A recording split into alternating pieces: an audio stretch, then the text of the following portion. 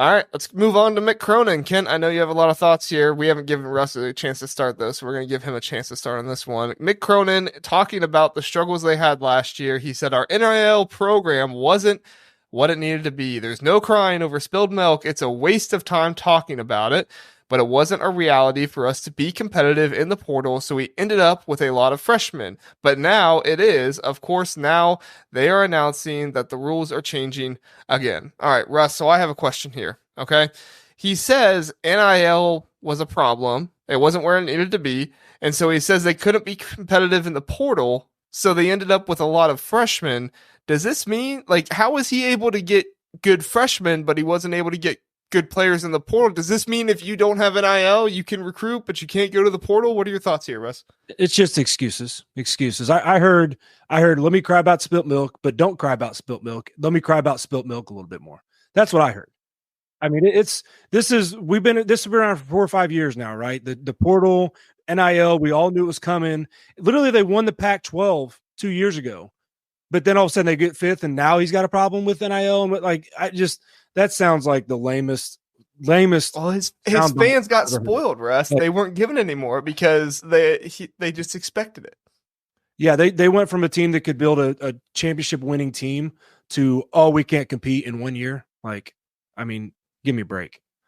I really would be. I almost want to make a bet with Kent that UCLA won't finish top 5 in the Big Ten this year. Wow, I think they're in for an awakening. And they've got they've done the Illinois plan, right? Like they've got all these transfers, except for Underwood's shown he can do it before.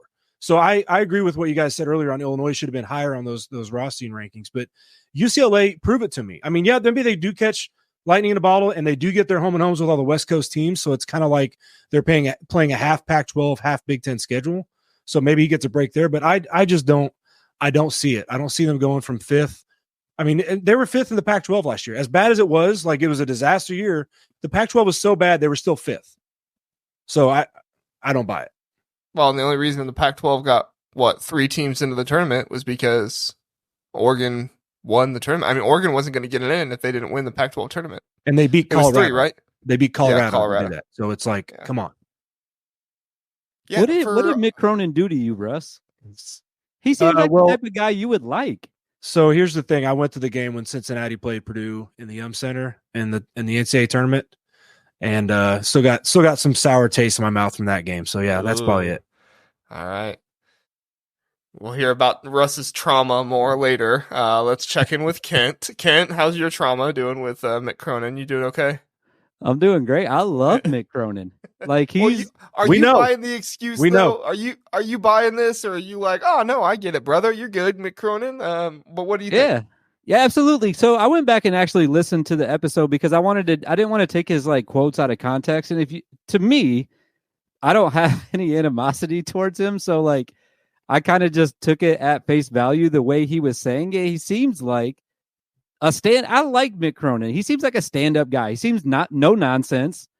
He answered the question in a way where he was like, listen, everyone's aware that we struggled last year.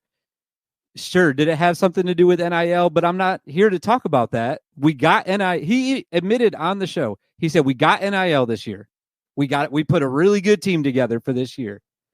He said last year we didn't have it. We didn't have a great team. This year we have it. We put together a good team.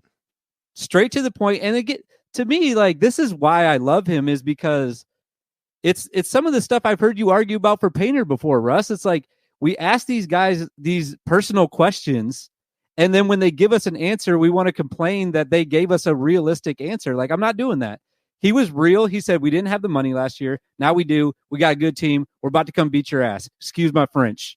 It's not that it's That's unrealistic. What he's saying. It's 2 years ago you won the conference and NIL existed. So how did you have the money that year, but everybody just said, hey, we're not making our payments this year? Like, the whole answer. You don't think that it's changed in the last 2 years?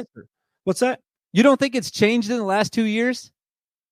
And from 1 year to the next, they had everybody that said, hey, we're going to pay money. And then they win the conference. And then everybody said, okay, we're not paying for that again. Like, I think so. If it happened the other way around, I could see if they went off finishing, fifth in the conference, missing the tournament, and people said, okay, we're not going to pay again for that crap. I could get that. But you win the conference, you win 30 something games, and everybody said, nah, we're not. We're good.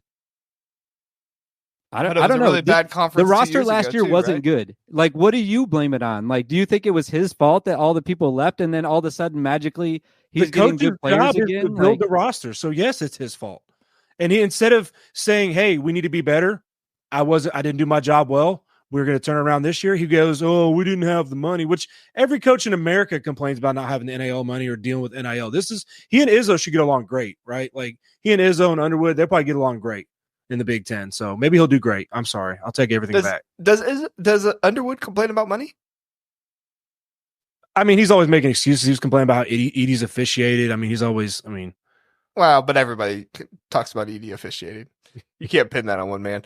I'll just say that 2 years ago, a player like Coleman Hawkins wasn't transferring to get $1 million from anybody, and now he is. So yeah, I do think it has changed quite a bit in the last 2 years. Yeah. But UCLA and their pedigree fell behind everybody. A bit, I would say, yeah. Just in 1 year, like it's not like they're always going to be at the top every single year. It just doesn't work that way. I don't know. Like I said, whatever you want to believe, that's fine. I think that Mick Cronin's a straight shooter, and I think he was telling the truth. So I believe him. I think that he has no reason to lie about this, and I congratulate him on being honest. Fair. Well, not everybody can stay at the top unless you're Purdue, right, Russ? That's right. Matt Painter has had a few stinker seasons, though. 2019, 2020 wasn't his best. What was the issue that year, Russ? It wasn't NIL. I think that was just layover from the Virginia game the year before, and the production we lost, and he didn't adapt well enough with that roster. And I believe that was Ivy's freshman year, right? Yeah, Eric Hunter, Trevion Williams were both sophomores. Yeah. So yeah, your senior leader was Jihad Proctor. Yeah, junior. He was a grad transfer. So okay, grad transfer. Yeah. Yeah. But you don't think last year was like a hangover for UCLA when they won 31 games the year before that, right? I mean, I'm just saying that Painter wasn't making excuses for we didn't have the NIL or the scholarships or whatever that 2019-2020 season. Well, Russ, my next question is probably going to take too long to answer, so we're probably going to have to skip that one unless you guys really want me to ask it about the freshmen. You want me to ask it? I do, because I wrote notes about it, so I'll be quick with it. Okay. All right. We'll go and to you I first, talked Kent. about Purdue in the notes, so I definitely want to talk about it real quick. Okay. All right. I want to keep getting Russ and Kent riled up against each other. Hey, it's good to be back, guys. I'm glad to be back. We're glad to have you here, man. So can teams, Mick Cronin here is kind of making an excuse a little bit, is all we had were freshmen. Okay. Can teams win predominantly bringing in freshmen rather than bringing in portal players? There might be a team out there right now that has a really good coach who decided not to bring in any portal players in there. And it's going to be a little bit of a test this year, bringing in predominantly freshmen. Now he is bringing back some good talent. Obviously, one of the best players in the Big Ten last year he's bringing back.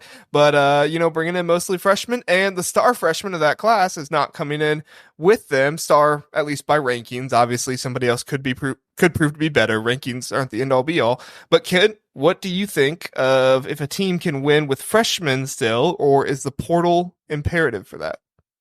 Well, the reason I wanted to answer it is because I brought up the exact same point that you were starting to make, was that of the teams that are at the top of our power rankings that we just mentioned, I think that there's 4 different styles to how you can win. You have Purdue, who has essentially no transfers, and they're relying not real heavily. Obviously, they have some good freshmen coming in, but it's not like they're relying on freshmen only to come in and like win games for them. Rutgers, not a ton. Like, I don't even know. I couldn't name a transfer. I'm sure they got some transfers, but they are relying almost primarily on the 2 freshmen. So that's a different style of playing to win them games. 2 lottery pick freshmen. Okay. Then you have UCLA and Indiana. Both of them have 6 transfers, basically makeover teams that are still going to be very competitive. So they're basically going almost primarily in the transfer portal route. They have some freshmen. They have 3 between them, but the only one that's really expected to contribute at all is Trent Perry at UCLA. And then you have the one team that I think is doing it the way And I know it sounds like I'm riding them this episode, but I think it's got to be a mix. I think it's got to be some freshmen. I think it's got to be some transfers. And I think the team that's doing that the best this year is Illinois. Once again, 3 freshmen that they are going to have that are going to be productive for them next year: Will Riley, Jacques Uconis, and Morez Johnson.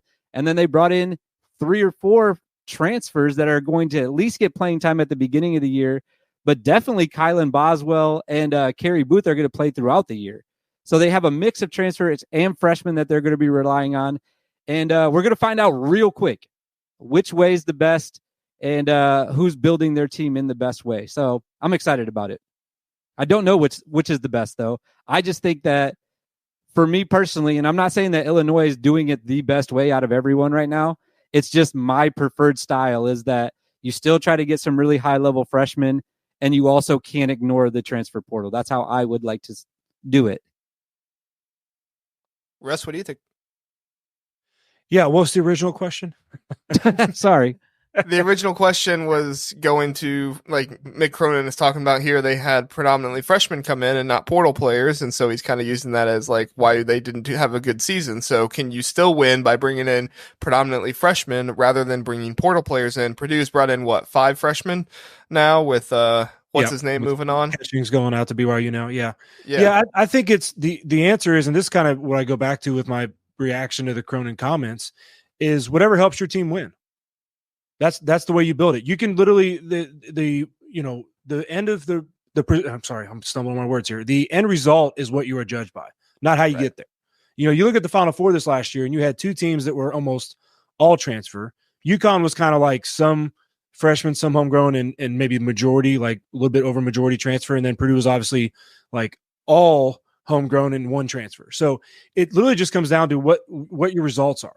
You can't. I mean, I think if Mick Cronin doesn't finish top 5, he's on the hot seat in the Big Ten this year. He's on that because to make those comments last year and say, hey, we got it going this year.